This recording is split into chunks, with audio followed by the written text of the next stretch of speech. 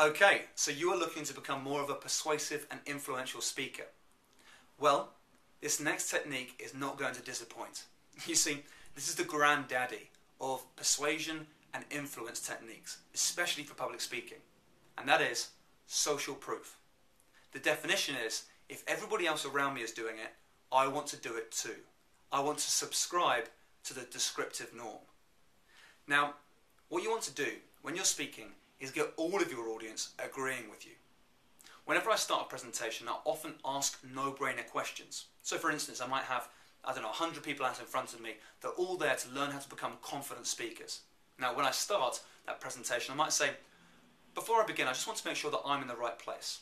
How many of you here want to learn how to remove those anxieties and become a confident speaker? And then raise my hand.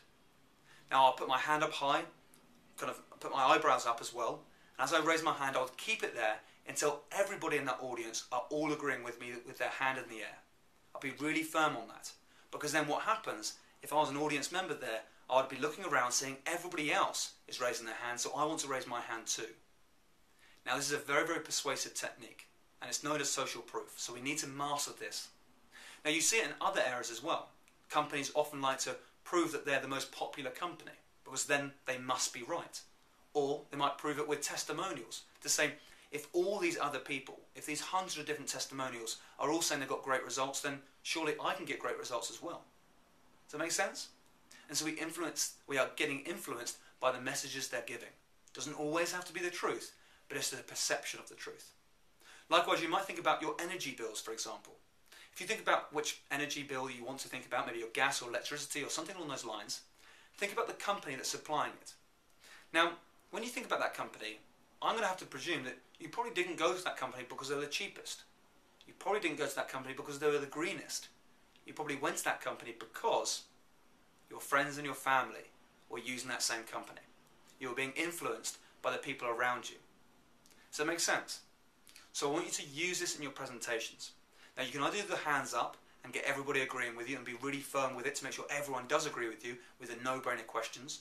Or you can say such comments like, now I'm sure you'd all agree. That's a great one for the boardroom meetings as well, because it's not always appropriate to do the hands up. So I'm sure you'd all agree is a great one. Or perhaps you can ask them yes or no questions as well. You might say, would you all agree with this? Or does this all make sense to you guys? Yes or no? And wait for the response. Because you'll find that everyone either nods or says it's yes to you. As a result, you'll have everybody agreeing with you. It'll be the perception that everybody in that room is all agreeing with you. And then it's really working for you. That social proof is working very, very powerfully for you. So go and have a think about how you can incorporate it into your next presentation. Go and use it, and you'll find that you become much, much more powerful influencer. Now, I'm going to be teaching another technique with you that you're going to mesh with the social proof as well to make it even more powerful, and that's going to be in the next video. So as you know, this video is now going to go interactive. You're going to have the option to go to the next video or go back to the main menu, and hopefully I'll see you there in just a second.